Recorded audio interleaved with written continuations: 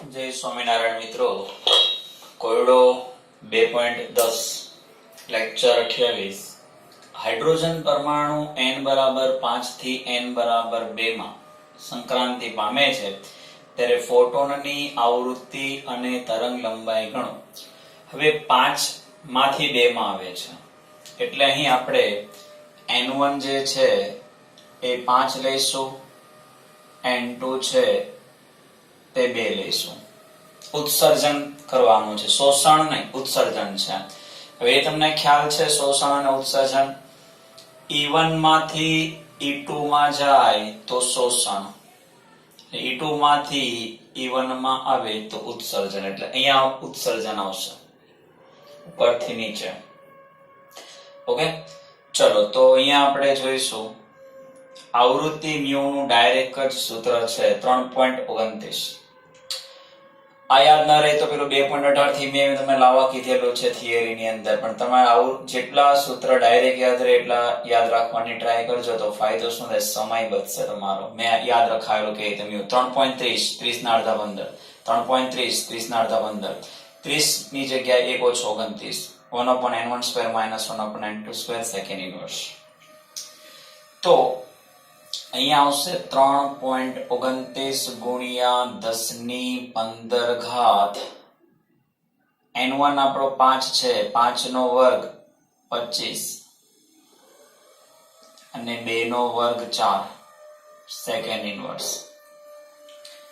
તો અહીંયા જોઈશું 3.29 ગુણ્યા 10 ની 15 ઘાત 25 ગુણ્યા 4 એટલે 100. 100 ને આપણે આ રીતે લખીએ 10 નો વર્ગ, તો અહીંયા આવશે 4 માઇનસ 25. ઓકે, 4 માઇનસ 25 અર્થાત 3.29 ગુણ્યા 10 ની 15 ઘાત ગુણ્યા માઇનસ 21.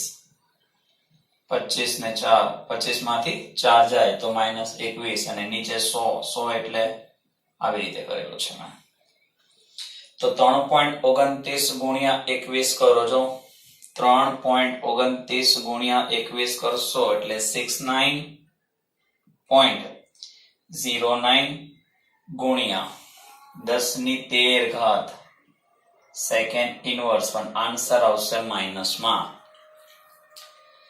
એટલે આવૃત્તિ મ્યુ તમારી માઇનસ 1 પોઈન્ટ એટલે 6909 ગુણ્યા 10 ની. હવે તમે વિચારો આપણે કઈ બાજુ આવ્યા, ડાબી બાજુ. તો ડાબી બાજુ જશો તો શું થાય, ડાવ 1 ઘાત વધે સેકન્ડ ઇનવર્સ. મિત્રો એક મિનિટ અહીંયા જોજો, આ માઇનસ શું સૂચવે છે કે ઉત્સર્જન પામે છે, ઉત્સર્જન માટે માઇનસ છે.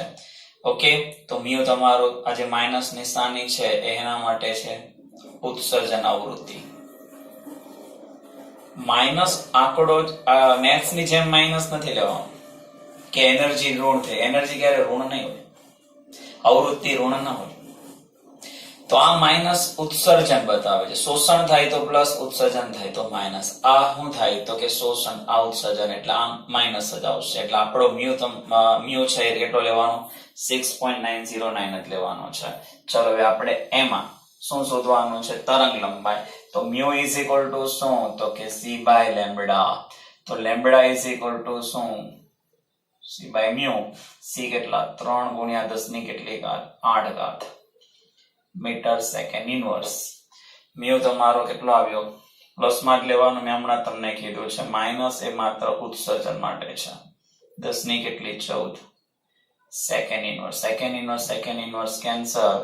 ચાલો હવે 3 ભાગ્યા કેલ્સી લે લો મિત્રો, 3 ભાગ્યા 6.909 કરો તો કેટલો જવાબ આવે છે, 0.4347. કેટલા, 4347 અને 8 અને 14 એટલે 6 વધે, પણ આ મોટો આંકડો છે માઇનસ માં એટલે માઇનસ 6 મીટર. ચલો નેનોમીટર એટલે 6. તો આપણે શું કરશું, 6 7 8 ને 9 લાવવા પડે, 1 2 ને 3 પોઈન્ટ ખસી ગયા તો 10 ની માઇનસ 9 ઘાત મીટર એટલે 434.7 નેનોમીટર નું લેમ્બડા આવશે. એટલે 434 નેનોમીટર લખશો તો પણ ચાલશે. સૂત્ર યાદ રહેવું જોઈએ છોકરાઓ, બરાબર? એક ડાયરી લઈ લેજો, અત્યાર સુધીના જેટલા પણ સૂત્ર છે અથવા તમે જે નોટમાં લખો છો એના પાછલા પેજની અંદર એનું લિસ્ટ તૈયાર કરો, તો જ યાદ રહેશે તમને. સૂત્ર આવડે તો આમાં કઈ છે નહીં, આ મેથ્સ છે, એ તો બધાને આવડતું હોય. સૂત્ર યાદ રહેવું જોઈએ. મ્યુ નું સૂત્ર મેં કે યાદ રખાયું 330 30 ના અડધા 15 30 ના અડધા 15 30 ની જગ્યાએ 29 લેવાના છે, બસ બીજું કઈ જ કરવાનું નથી. ચલો નેક્સ્ટ આગળ દાખલા બીજામાં. મિત્રો એના જો કોયડો 2.11 એના પછીનો He પ્લસ ની પ્રથમ કક્ષા એટલે n is equal to 1 helium Z2 high ઉર્જા શોધો. તો આગળ આપણે શીખી ગયા છે કે ભાઈ જ્યારે તમારે એનર્જી શોધવાનું હોય છે En, તો En is equal to minus 2.18 ગુણ્યા 10 ની માઇનસ 18 2.18 ગુણ્યા 10 ની માઇનસ 18. હવે આપણે હાઇડ્રોજન માટે હતું એટલે આપણે કઈ કરતા નહીં હતા, સીધા જ આપણે નીચે જે છે એ z2 ના છેદમાં n2 લઈ લેતા હતા. એટલે 1 ઓફ પેલું હતું તે સૂત્ર યાદ છે ને, કયું કે 2.18 ગુણ્યા 10 ની માઇનસ 18 ઘાત 1 upon n1 square minus 1 upon n2 square. 1 કેમ લેતા હતા? હાઇડ્રોજન હતો. હવે અહીંયા હાઇડ્રોજન ની જગ્યાએ હિલિયમ છે તો Z છે, તો Z છે તો સૂત્ર મેં તમને આગળ કીધું તે પ્રમાણે અહીંયા Z આવશે z2 ના છેદમાં n2. હાઇડ્રોજન માટે તો એ તો એક જ થઈ જશે 1 upon n આપણે 1 upon n1 square minus 1 upon n2 square એ જ છે. પણ ત્યાં 1 કેમ લેતા હતા? હાઇડ્રોજન માટે હતું. અહીંયા શું છે? હિલિયમ લે, લિથિયમ લે, બેરિલિયમ, આપનો ફરક પડે. આપણે તો Z ખબર હોવી જોઈએ બસ. હવે કઈ છે નહીં, જે હતું ત્યાં હતું કે Z લેવાનું. આટલું તો આપણને આવડતું હતું. 2.18 ગુણ્યા 10 ની માઇનસ 18 ઘાત 1 upon n1 સ્ક્વેર યાદ છે, છેદ આવ્યો તો z2 ના છેદમાં n સ્ક્વેર. હવે આપણે એવી રીતે યાદ રાખશું z2 ના છેદમાં n સ્ક્વેર બધા માટે. હાઇડ્રોજન માટે તમે ડાયરેક્ટ લખી શકો છો. ચલો માઇનસ 2.18 ગુણ્યા 10 ની માઇનસ 18. z કેટલો છે? 2 નો વર્ગ ના છેદમાં 1 નો વર્ગ એટલે માઇનસ 2.18 ગુણ્યા 10 ની માઇનસ 18 ગુણ્યા 2 નો વર્ગ 4. તો 2.18 ગુણ્યા 4 કરો, 4 દુ 8 એટલે માઇનસ 8.72. હા, માઇનસ 8.72 ગુણ્યા 10 ની માઇનસ 18 ઘાત જૂલ પર એટમ. જૂલ પર એટમ આ તમારું એ આવ્યો માઇનસ 8.72 ગુણ્યા 10 ની માઇનસ 18 ઘાત જૂલ. આ શું થઈ? ઉર્જા થઈ. ત્રિજ્યા, તો ત્રિજ્યા વાળું સૂત્ર આપણને ખબર છે કે ભાઈ Rn is equal to 52.9. કેટલા? 52.9. હવે આપણે અહીંયા જોઈએ, ચલો અહીંયા આપણે કેવું જોયેલું 52.9 pm છે એને મીટરમાં ફેરવી નાખું છું એટલે 10 ની માઇનસ 12 ઘાત મીટર થઈ ગયું. જેમ અહીંયા આપણે યાદ રાખ્યું z2 ના છેદમાં n2, તો અહીંયા આવશે n2/z. આ ધ્યાન રાખજો, z2 નહીં થાય મિત્રો, ખાલી z રહેશે. હા, આનાથી ઉલટું n2/z સ્ક્વેર નહીં. હા, આ ધ્યાન રાખો ખાસ. 52.9 ગુણ્યા 10 ની માઇનસ 12 ઘાત n કેટલા કીધા છે? 1 નો વર્ગ 1 જ. z કેટલા છે? 2, તો માં ખાલી 2 જ રહેશે. હા, ચાલો એટલે 52.9 ભાગ્યા 2 કરો તો કેટલા આવે છે? 26.45. 26 દુ 52 ને 45 દુ 90 ગુણ્યા 10 ની માઇનસ 12 આટલા મીટર. હવે આપણે એને નેનોમીટર તરફ લઈ જઈએ. નેનોમીટર માટે 10 ની માઇનસ કેટલા જોઈશે? 9 જોઈશે. 9 એટલે 1 2 3 ઘાત આ બાજુ આવવી પડશે એટલે જવાબ લાવવો પડશે આપણે 0.02645 10 ની માઇનસ 9 ઘાત મીટર એટલે 0.02645 નેનોમીટર આ એની ત્રિજ્યા. જો અહીંયા હતા ને આપણે અહીંયા તો 1 2 અને 3 પછી પોઈન્ટ ખસ્યા છે, બરાબર? ડાબી બાજુ જે છે એટલે એટલા વધશે એટલે 9. તો આટલા નેનોમીટર એની ત્રિજ્યા થઈ. સૂત્ર મહત્વના છે.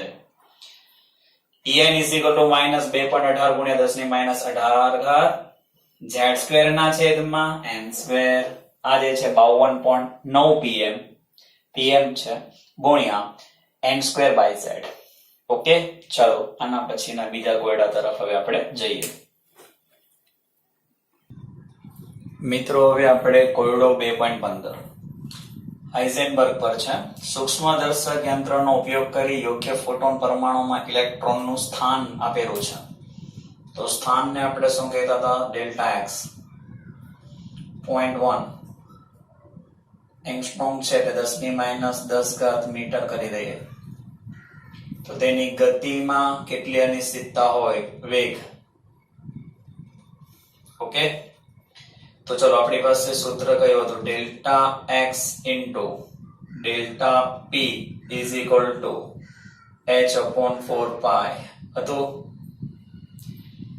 પી છે એટલે delta x m delta v is equal to h/4 પાઈ.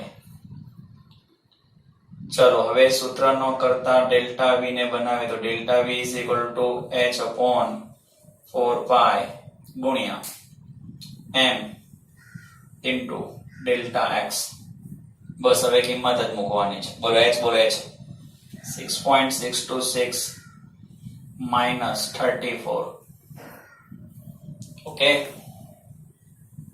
ચાલો મિત્રો 4 ના 4 પાઈ 3.14 m. તો ચલો m કોનું છે? તો કે આ ઇલેક્ટ્રોન. એ નહીં આપે મિત્ર, નહીં આપે એટલે લઈ લેવાનું. 9.11 અથવા મેં તમને શીખવાડ્યું છે પ્રમાણે 10 ની -31 ઘાત ગુણ્યા એમ આવી ગયું ડેલ્ટા એક્સ કામ ગયો ભાઈ 0.1 ગુણ્યા 10 ની -10 ઘાત. બધું આવી ગયું, ચેક કરી લઈએ. h આવી ગયો, હા 4 પાઈ m ડેલ્ટા એક્સ. કેલ્સી યુઝ કરો. સૌ પ્રથમ 6.626 ભાગ્યા 4 કરો, ભાગ્યા 3.14 કરો, ભાગ્યા 9.11 કરો. આટલું કરી કાઢો. એટલું કરશો એટલે આન્સર આવશે 0.0579 ગુણ્યા 10 ની જો ઉપર ઘાત જો ઉપર -34 પ્લસ 31 પ્લસ 1 -1 થાય ને પ્લસ 10. ઓકે, ચલો એટલે આ કેટલા થયા? 42 પ્લસ 42 થઈ 0.0579 ગુણ્યા 10 ની 40 -34 અને 42 42 ઘાત. સમાન ચિહ્નોની બાદબાકી મોટી સંખ્યાની નિશાની. તો મોટી સંખ્યાની નિશાની એટલે +8. ચલ મિત્ર હવે આપણે આ બાજુ જવાના. 5 પોઈન્ટ લઈ આવીએ. 5.79 બે સ્ટેપ કાં ગયા? જમણી બાજુ ઘટશે 6 અને વેગ છે એટલે મીટર સેકન્ડ ઇન્વર્સ. આ તમારો આન્સર 5.79 ગુણ્યા 10 ની 6 ઘાત મીટર સેકન્ડ ઇન્વર્સ. ફરીથી શીખવાડું શું છે. હાઇઝેનબર્ગ એ ખબર પડી. સ્થાન આવે ને વેગ, સ્થાન, વેગમાન આવું કઈ આવે એટલે આપણે હાઇઝેનબર્ગે શું કીધેલું ખ્યાલ છે તમને કે ભાઈ સ્થાન અને વેગ બંને એક સાથે ચોકસાઈપૂર્વક નક્કી કરી શકાતા નથી. હા, તો ચલો તો એના માટે સૂત્ર કયા? Delta x into delta p is equal to h/4 પાઈ. પી વેગમાન mv, m માં ડિફરન્સ ને એટલે m ડેલ્ટા v. મેં થિયરીમાં બધું શીખવાડેલું છે, ફરીથી તમને એક રિવિઝન કરાવું છું. તો delta v is equal to h/4 pi m delta x. Clear? ચલો આના જે બીજો દાખલો આપણે કોયડો જોઈ લઈએ. મિત્રો 2.16 એક ગોલ્ફના દડાનું દળ બરાબર દળ 40 ગ્રામ છે અને વેગ 45 મીટર પર સેકન્ડ છે. જો વેગ 2% ની ચોકસાઈથી માપી શકાય તો સ્થાનની અનિશ્ચિતતા ગણો. તો જો દળ કેટલું આપ્યું છે? 40 એટલે m આપેલો છે અહીંયા 40 ગ્રામ, પણ ગ્રામ નહીં ચાલે, કિલોગ્રામ લેવા પડશે. એટલે 40 ગુણ્યા 10 ની -3 ઘાત કિલોગ્રામ. ઓકે, ચાલો આ થઈ ગયું વેગ 45 ખરો પણ એ 2% ચોકસાઈથી માપી શકાય એટલે એના 2% 45 દુ 90 ભાગ્યા 100.9 મીટર સેકન્ડ ઇનવર્સ. તો સ્થાનની અનિશ્ચિતતા ગણો delta x into m delta v is equal to h upon 4 pi. Delta x ને સૂત્રનો કરતા બનાવીએ તો h upon 4 pi m delta v h કેટલા 6.626 10 ની કેટલી ઘાત -34 ઘાત. ચાલ -34 ઘાત 4 ના 4 પાઈ 3.14 m થઈ ગયો 40 10 ની -3 ઘાત કેજી છે ને. આ કેટલું થયું તો ડેલ્ટા વી તમારો થયો 0.9 થઈ ગયો. આવી ગયું બધું જો ચેક કરો h 4 પાઈ m ડેલ્ટા વી કેલ્સી યુઝ કરો 6.626 ભાગ્યા 4 કરો ભાગ્યા 3.4 કરો ભાગ્યા 40 કરો ભાગ્યા 0.9 કરો જે આન્સર આવે તે બોલો 0.0146 ગુણ્યા 10 ની -31 ઘાત. ચાલો હવે 1.46 ગુણ્યા 10 ની -33 કારણ બે સ્ટેપ ખાઈશ આપણે. ઓકે આટલા મીટર ખતમ. ચલો આ જવાબ આવો છે 1.46 ગુણ્યા 10 ની -33 ઘાત મીટર. જો અહીંયા દડાનું દળ આપેલું છે, વેગ આપેલો હતો 2%. વેગમાં 2% ની ચોકસાઈ એટલે જેટલો વેગ છે એના 2% લેવાના મિત્રો. ઓકે આ ખાસ ધ્યાન લો. બાકી ઈઝી છે. આગલા કોયડામાં આમાં ખાલી ફરક શું છે કે આમાં વેગમાં ચોકસાઈ તમને 2% આપેલી છે એટલે તમારે એના 2% કાઢવાના હતા. બાકી તો સૂત્ર તો ખ્યાલ જ છે. પ્રેક્ટિસ કરતા રહો, મોજ મારો. જય સ્વામિનારાયણ.